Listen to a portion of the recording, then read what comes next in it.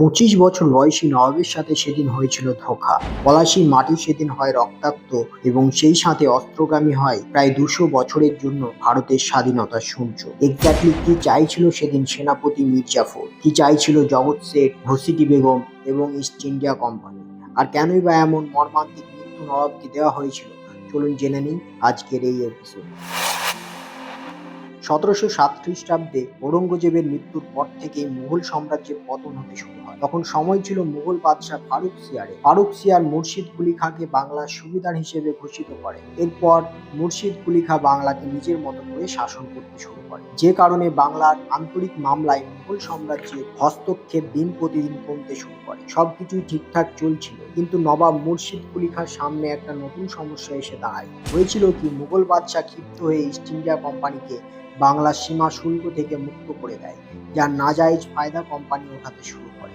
1727-এ মুর্শিদ কুলি খাঁর মৃত্যু ঘটে এবং সুজাউদ্দিন মোহাম্মদ খাঁ বাংলার নবাব হন। তিনি কুলি খাঁর জামাই ছিলেন এবং বাংলার নবাব হওয়ার পূর্বে উড়িষ্যার উপসুবিধার ছিলেন। সাল 1732-এ উনি বিহারকে বাংলার সাথে জুড়ে দেন এবং আলীবর্দী খাঁকে বিহারের উপসুবিধার বানিয়ে দেন।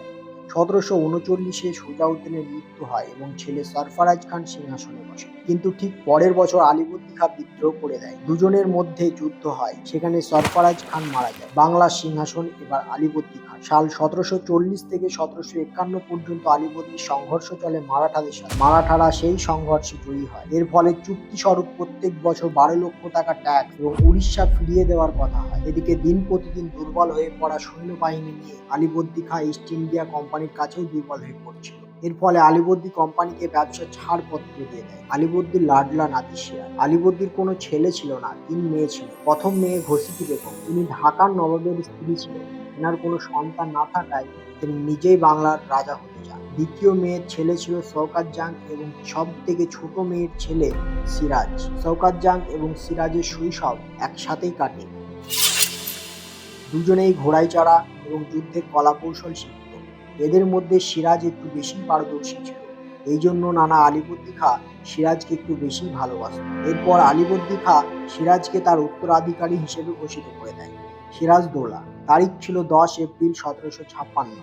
আলীবর্দী খাঁর মৃত্যু হয়। এদিকে সিরাজ সিংহাসনে বসতেই বাংলার দরবার ঘরোয়া সাজিশে ভরে যায়। ইংরেজরাও প্রত্যেকটা সুযোগেই নবাবকে বেইজ্জতি করতে শুরু করে। অন্যদিকে শওকত জাং এবং ঘসিটি বেগমকে প্রতিনিয়ত নবাবের বিরুদ্ধে কানাঘুষি দিয়ে আগুনে ঘি দেওয়ার মতো কাজ করছিল ইংরেজরা।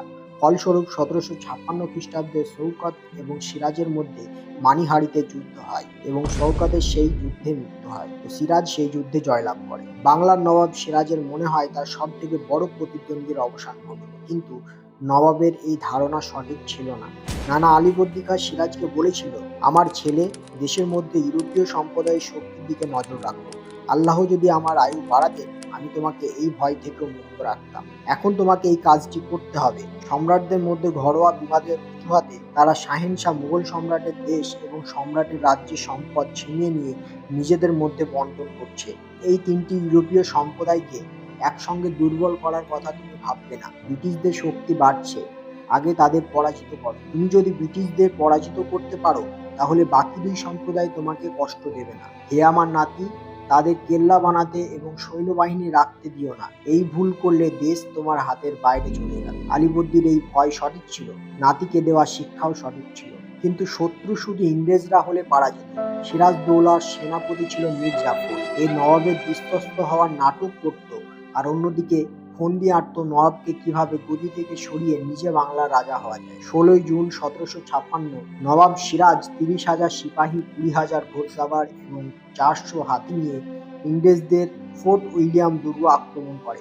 ইংরেজদের সব থেকে বড় সৈন্য আড্ডা ছিল এটি। যুদ্ধ 4 দিন পর্যন্ত চলে এবং সিরাজের সৈন্যদল ইংরেজদের অসম্ভব পরাজিত করে। এরপর ইংরেজরা 2 তরফা কাজ করতে শুরু করে। প্রথমত নবাবের হাতে পায়ে ধরে আবার বাংলায় ব্যবসা শুরু করে এবং দ্বিতীয়ত নবাবের শত্রু এবং নিজের লোকেদের তাদের দলে সামিল করতে শুরু করে। এদিকে কলকাতার কেলেবন্দির খবর মাদ্রাজ পৌঁছাতে 400 ইউরোপিয়ান এবং 1300 হিন্দু পাকিস্তানি সিপাহী রবার্ট ক্লাইভ এবং অ্যাডমিরাল ওয়াটসনের লিডারশিপে কলকাতায় পাঠিয়ে দেয়। কলকাতার কেলার দায়িত্ব নবাব মানিক চাঁদকে দিয়েছিলেন। মানিক চাঁদ ইংরেজদের সাথে মিথ্যে লড়াই লড়ার অভিনয় করে এবং নবাবকে চিঠিতে লেখে যে সে ইংরেজদের সামনে টিকতে পারেনি। ফোর্ট উইলিয়াম দুর্গ আবার ইংরেজদের হাতে চলে যায়। সিরাজদৌল্লা এবার বুঝতে পারে যে তার নিজের লোকেদের বিশ্বাসঘাতকতার জন্যই তাকে হুগলি এবং কলকাতার নিয়ন্ত্রণ হারাতে হয়। 4 ফেব্রুয়ারি সিরাজ কলকাতায় পৌঁছায়। 5 ফেব্রুয়ারি সিরাজকে পরিকল্পিতভাবে মারার প্ল্যান ছিল, কিন্তু সিরাজ বুঝে থাকে যে তার সহকর্মীরা তার বিপক্ষে। ভোর হতেই হামলা শুরু হয়ে যায়, কিন্তু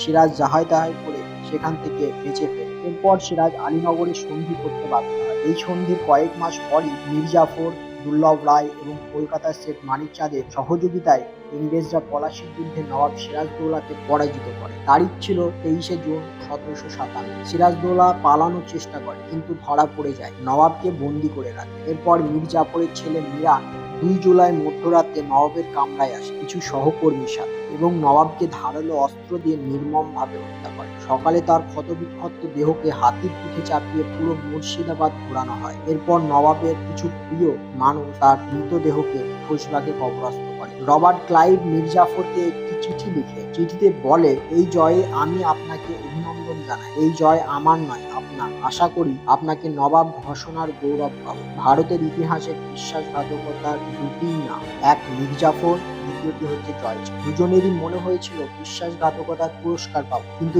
দুজনের শেষ পরিণত হয়েছিল খুবই মর্মান্তিক।